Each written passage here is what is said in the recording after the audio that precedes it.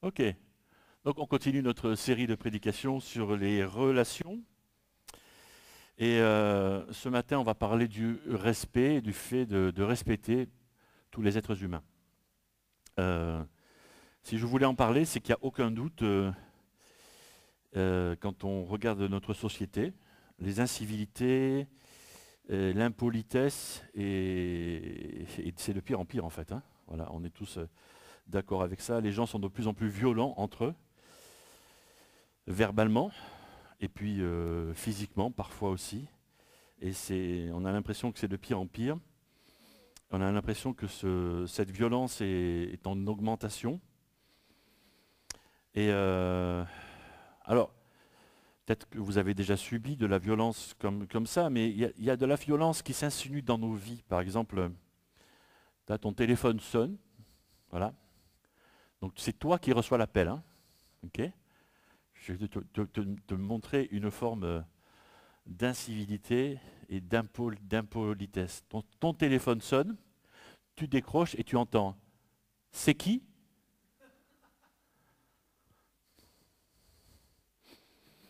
Tiens, moi j'ai envie de répondre. Bref, voilà, je vais en parler tout à l'heure par rapport à notre réponse à ça.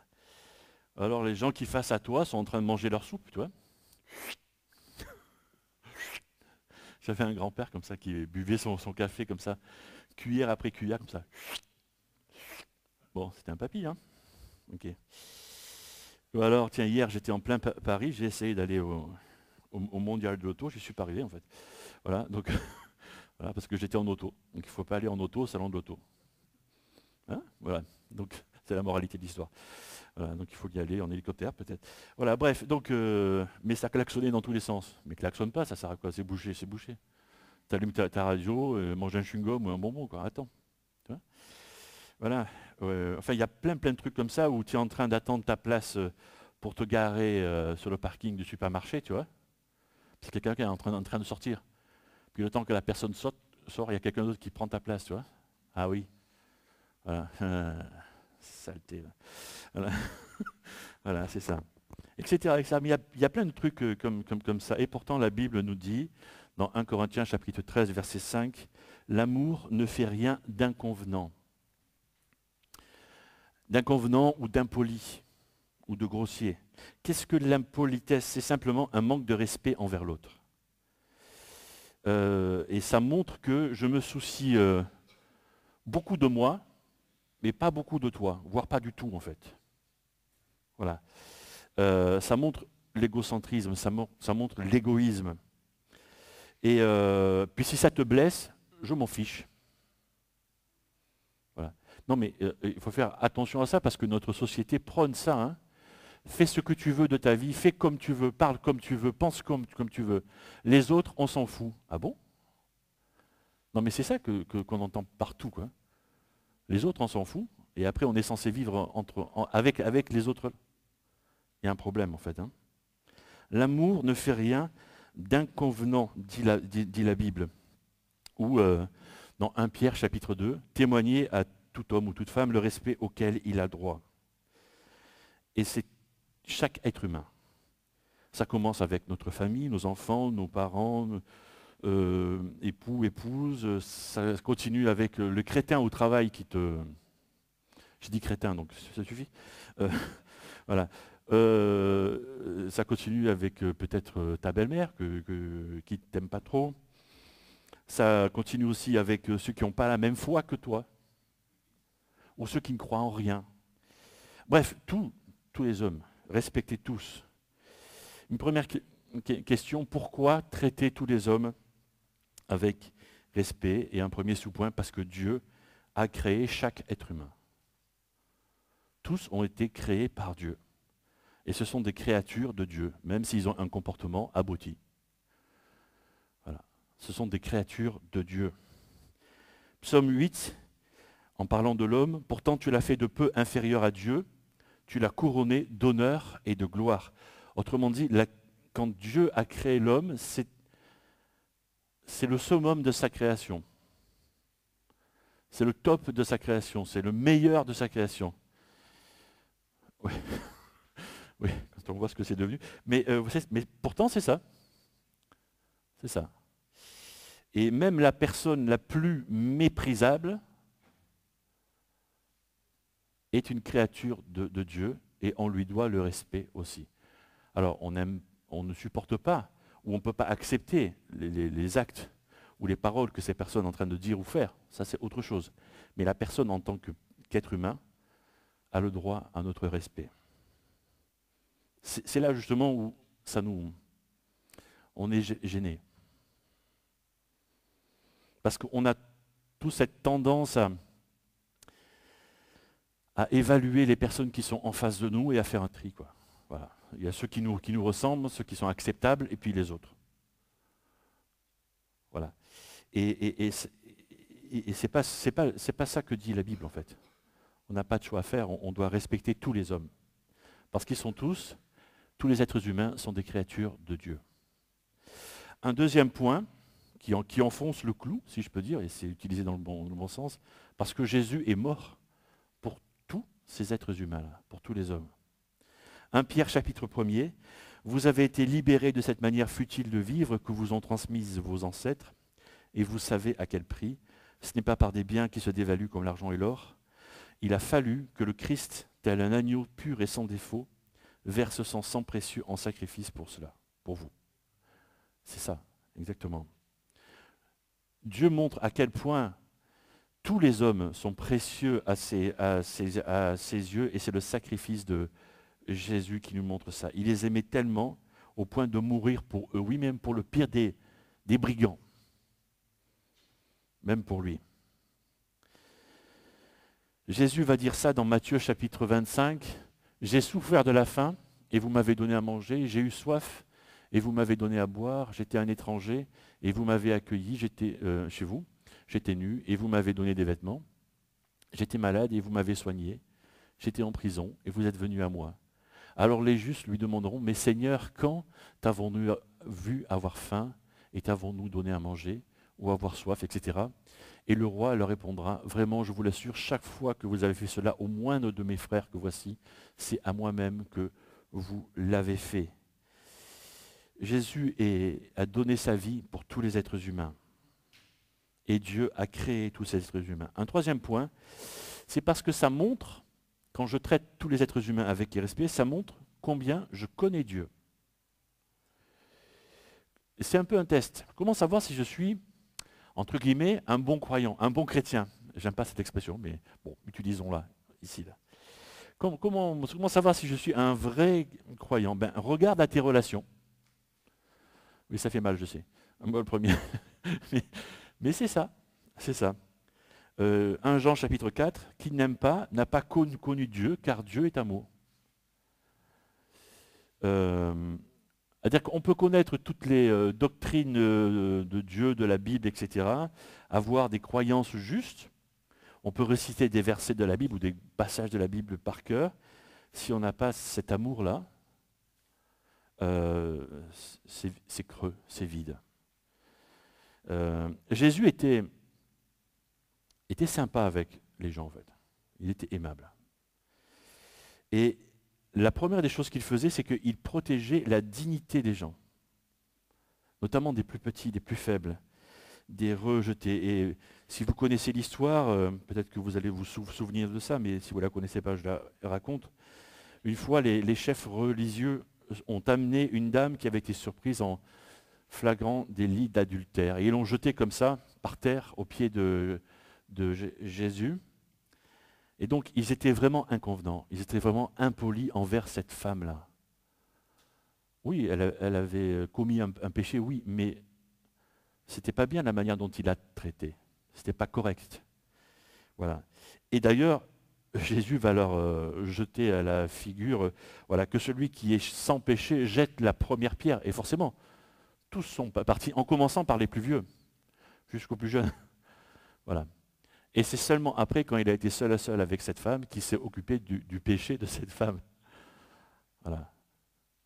Mais ce qui comptait pour lui en premier, c'était la dignité, le respect envers cette personne, c'est vrai, qui était fautive, mais respecter cette personne-là.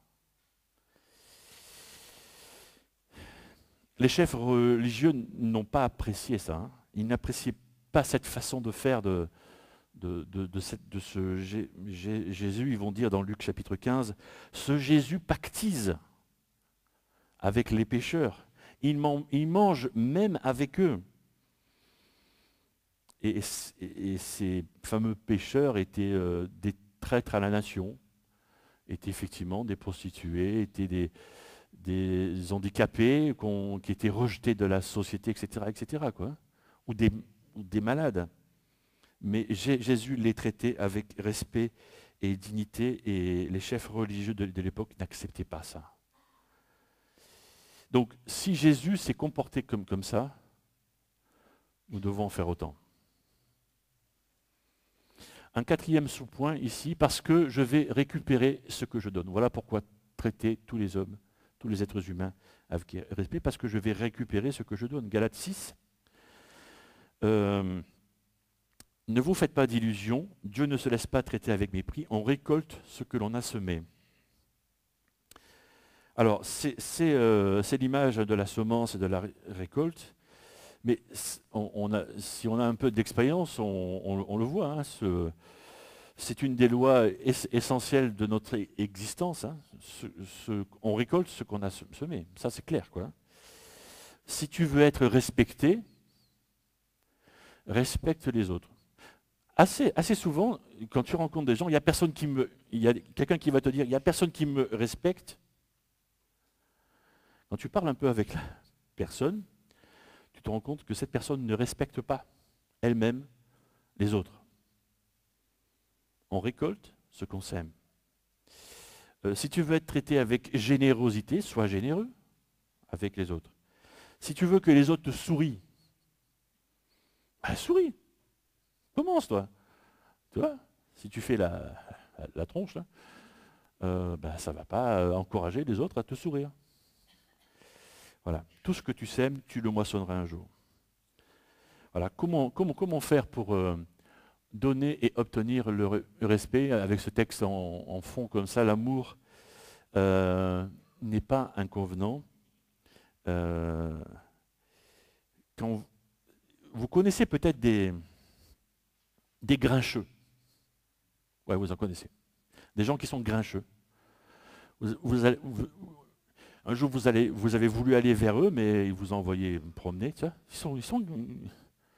Ils sont tristes, ils sont grincheux.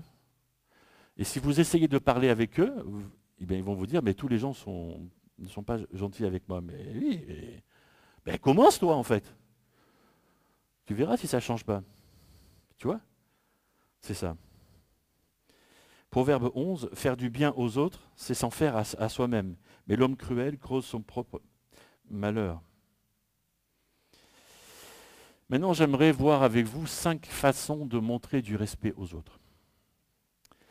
Et la première façon, c'est quand on s'adresse à quelqu'un, parlons avec tact et vérité. Parce que la première manière où on est inconvenant, impoli avec l'autre, c'est avec nos mots, avec nos paroles, avec notre bouche. Ça commence là. Proverbe 15, savoir donner la bonne réponse est une source de joie, et combien est agréable une parole dite à propos. Ce dont l'auteur parle ici, c'est le tact. Il faut savoir parler en fait. Et si tu ne sais pas, apprends. Même si tu as 50 ou 60 ans, apprends. Il n'est jamais trop tard pour bien faire. Apprends. Voilà. Être délicat, réfléchir avant de parler. Ça peut être bien des fois, tu vois. Ça peut être sympathique pour celui qui est en face. Tu vois. Il y a une façon de s'exprimer, soit pour arranger une situation, soit pour la compliquer. Et ça, on fait ça avec les mots qui sortent de notre bouche. C'est-à-dire qu'on va aggraver une situation ou l'arranger. Voilà, donc ça vaut le coup de faire des efforts. Et un secret des relations, c'est ça. C'est le tact. Savoir comment je m'adresse aux autres. Et y réfléchir avant de parler. Et le tact, c'est un peu, tu sais, quand tu as des rouages, un engrenage, voilà, s'il n'y a pas d'huile, au bout de quelques heures de fonctionnement, ton engrenage, il va exploser en fait. C'est pas vrai? Voilà. Eh bien, le tact, c'est la lubrification relationnelle. Si tu n'as pas de tact, c'est pour ça que je te dis, apprends-le. Bah, lis des livres, fais une formation, je ne sais pas, va voir sur Internet, j'en sais rien, tu vois. Apprends, ça vaut le coup, vraiment.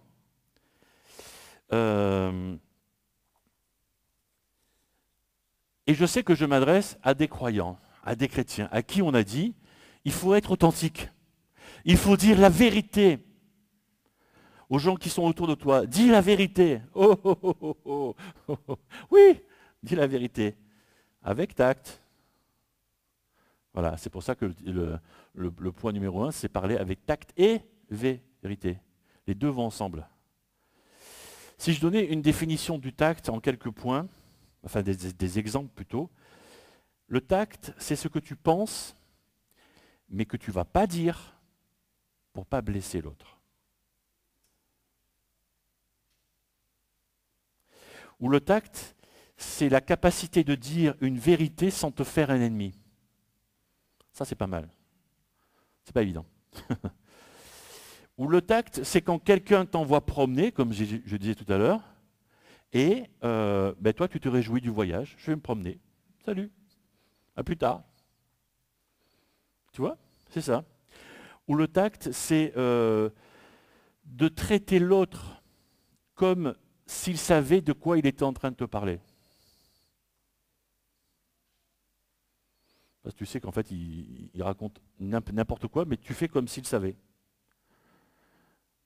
Non, mais c'est pas comme ça, mais c'est pas ça, mais non, c'est pas ça. On barre ça. Ça, c'est pas du tact. Ça, c'est de la vérité à l'état pur. Et ça fait mal. Parfois, pas toujours, mais ça fait mal. Voilà.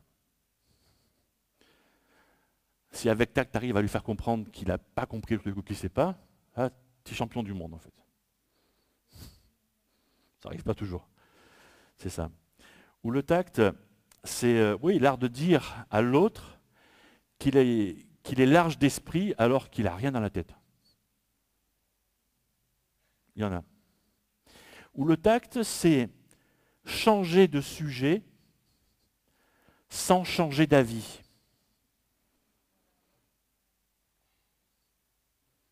Parce que tu sais que la conversation va s'envenimer, va tourner, va partir en cacahuète, quoi. Tu n'as pas envie.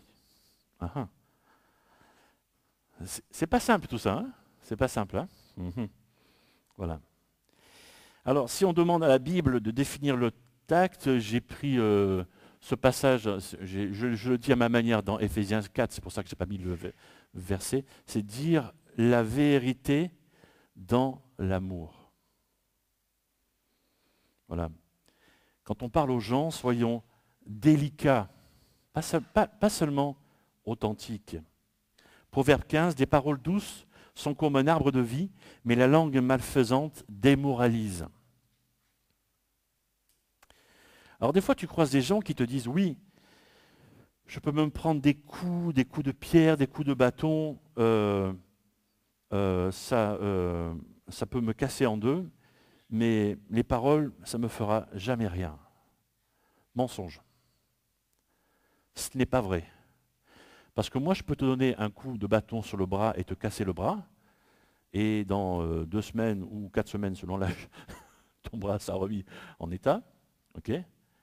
Et je peux te dire une parole vraie et sans tact, et tu vas porter ça pendant 2 ans, en fait. Au mieux.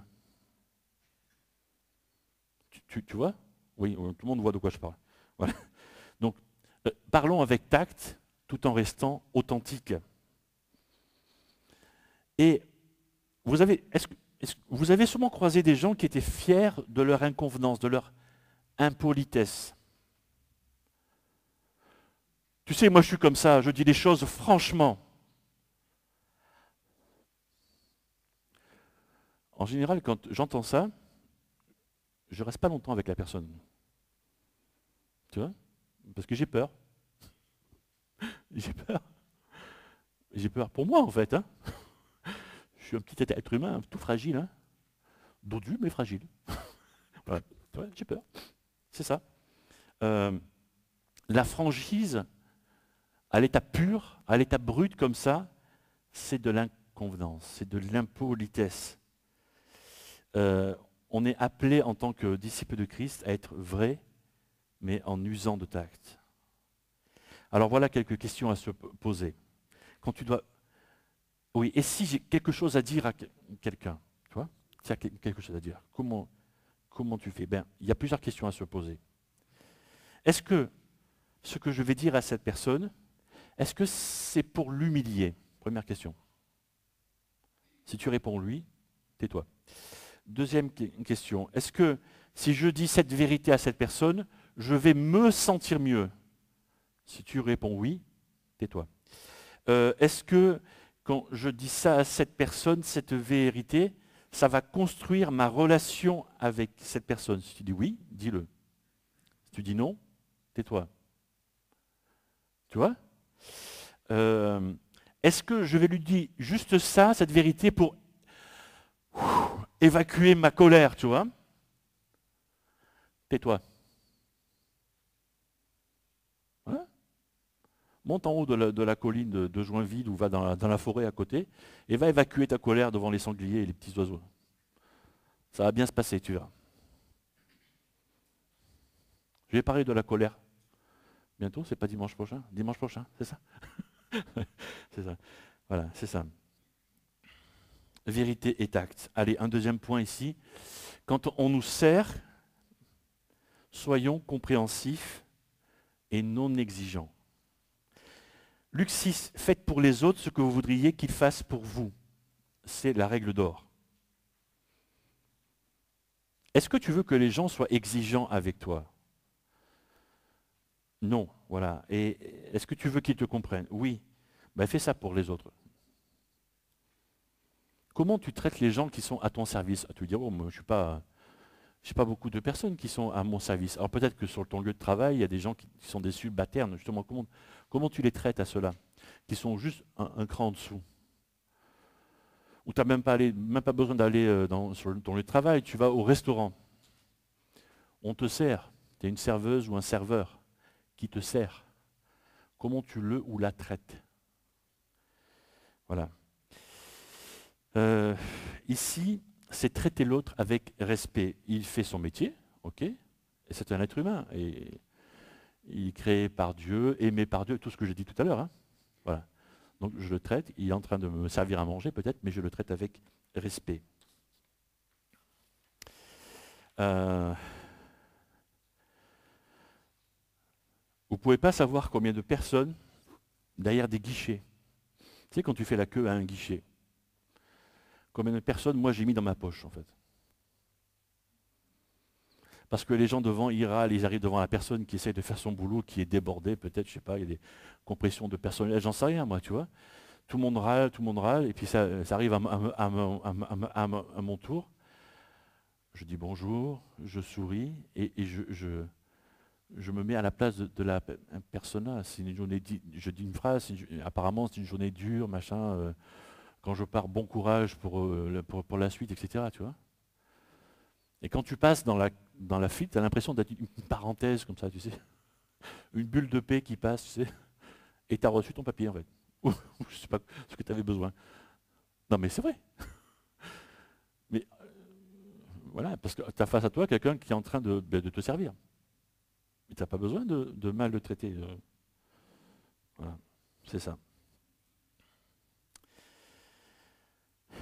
Proverbe 16, celui qui a le cœur sage sera reconnu comme intelligent et les paroles aimables sont d'autant plus persuasives.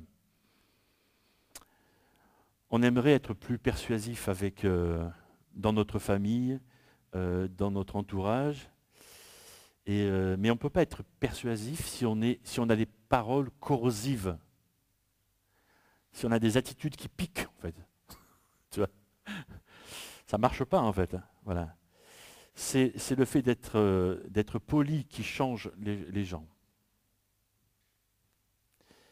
Et ça commence à la maison. Et pourtant, c'est bien souvent dans les foyers qu'on est le moins. Ça va, on est en famille, tout ça. Justement, on est en famille, et c'est là qu'il faut user un maximum de politesse, de prévenance. C'est là, justement, qu'il faut être comme ça. Parce que ce sont ces petites choses, ces petites marques ces petites attaques, voilà, qui ébrèchent les relations familiales. Un troisième point, lors d'un désaccord, soyons doux, ne jugeons pas. Moi, en tant que croyant, je suis en désaccord avec beaucoup de choses qui se passent dans ma société à moi, le monde où je vis. Il y a beaucoup de choses où je ne suis pas d'accord. Des événements, des comportements, des textes de loi, etc., qui sont votés. Je ne suis pas toujours d'accord. Qu'est-ce que je fais? Je sors l'épée de la Bible, là, et je commence à taper dans tout ce qui vient, là. Je fais quoi? Tu vois? Parce que Romains 14 dit « Chacun de nous rendra compte à Dieu pour lui-même. Cessons donc de nous condamner les uns les autres. Prenez plutôt la décision de ne rien mettre en travers du chemin d'un frère qui puisse le faire trébucher ou tomber. » Voilà la règle. Quand je suis en désaccord avec quelqu'un ou quelque chose, j'ai besoin de me rappeler ça, c'est que chacun de nous rendra compte pour lui, pour ses actions. Et puis, je ne suis pas Dieu. Moi, je suis Eric, c'est tout.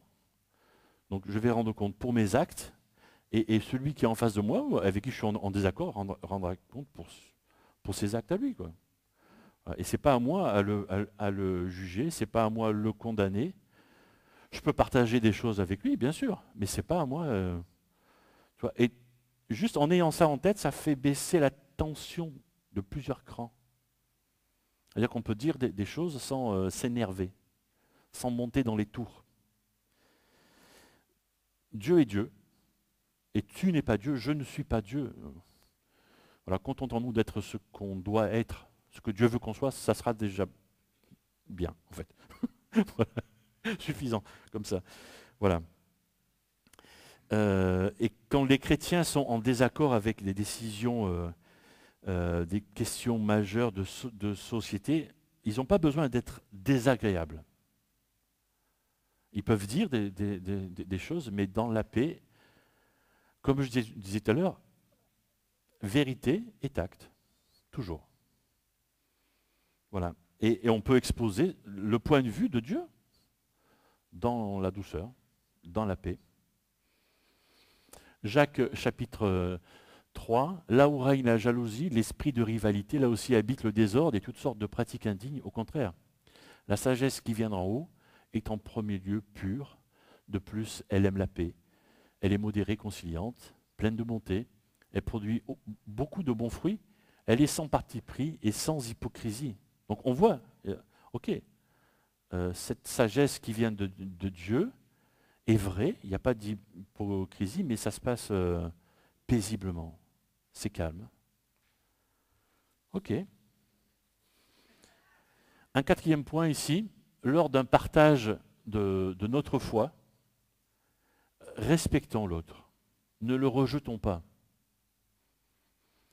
Colossiens chapitre 4, conduisez-vous avec sagesse dans vos relations avec ceux qui n'appartiennent pas à la famille de Dieu, en mettant à profit toutes les occasions qui se présentent à vous, que votre parole soit toujours empreinte de la grâce de Dieu et pleine de saveur, pour savoir comment répondre avec à propos à chacun. Donc en fait, il faut être délicat. Moi, je m'étonne toujours comment certaines personnes, certains croyants, utilisent le message de la Bible comme une masse pour taper sur les gens, quoi. Sérieux. Mais et ça, pour moi, c'est plus une bonne nouvelle, quoi. C'est aïe, aïe, j'ai mal, tu vois, ça fait mal, quoi. La bonne nouvelle, c'est pas ça, en fait, la bonne nouvelle de l'évangile. Elle n'est pas faite pour me taper dessus. Il il faut être délicat, calme, pondéré, tu vois. J'ai bien aimé cette définition que ce grand évangéliste Billy Graham a prononcée il y a quelques années. L'évangélisation, le partage de la bonne nouvelle, c'est un mendiant qui dit à un autre mendiant où trouver du pain. Tu vois, ça baisse toute prétention, tu vois, toute fierté. Moi, je sais, je connais Dieu. Moi, je connais la bonne nouvelle. Calme-toi. Voilà. Calme-toi un peu. Voilà. Oh là, tout doux. C'est ça. Voilà. Je ne suis pas meilleur que n'importe qui. Voilà. Effectivement, c'est Dieu qui m'a fait la grâce de me donner de ce pain-là, de ce pain de vie. Ben, ce pain de vie, je le partage avec un autre, c'est tout. Tu veux du pain, j'en ai trouvé. C'est juste ça. C'est simple. Moi, franchement, quand j'écoute d'autres prédications, d'autres pasteurs ou prédicateurs, quelquefois ça me gêne par des paroles sévères, des paroles de condamnation, des paroles de jugement. Et du coup, je ne suis pas surpris que des personnes refusent. C'est normal. Si à moi tu me parlais comme ça, je prends du café et je m'en vais. Tu vois. Oui, le café avant tout. Et cinquièmement, quand l'autre est impoli, répondons poliment. Ne répondons pas à l'impolitesse par l'impolitesse. Ça ne fait que mettre de l'huile sur le feu. Quand quelqu'un est impoli avec moi, honnêtement, pour moi, ça serait facile. Entre mes racines marseillaises, mes copains libanais que j'ai eus, vous savez que les Libanais connaissent des insultes. Voilà, donc j'en connais pas mal aussi. Voilà, donc ça serait très facile pour moi de... quelqu'un qui m'insulte, je peux l'insulter pendant 10 minutes sans m'arrêter en fait. Voilà, et la personne n'est plus là après, mais... donc, mais c'est facile ça. C'est pas ça. C'est pas ça qu'il faut faire. Dieu m'a donné son Saint-Esprit et je veux utiliser ça. J'étais sûr que tu allais dire amen là-dessus, toi. Tu sais. C'est bien. Voilà. Et l'impolitesse ne paye jamais. La gentillesse, oui. Romains 12, que votre parole soit toujours empreinte de la grâce de Dieu, pleine de saveur, pour savoir comment répondre avec à propos à chacun. Je l'ai lu tout à l'heure. Et sois vainqueur du mal par le bien. Des études ont été faites et ont montré que plus le stress augmente, plus les incivilités augmentent. Et donc, ce n'est pas surprenant que notre génération baigne dans ces incivilités, et une génération qui prône l'égocentrisme. Et donc, je veux vous inviter à une révolution pacifique. C'est ça, une révolution où on aime les autres, où on est poli avec les autres, où on est gentil avec les autres. Et même s'ils nous traitent de je sais pas quoi,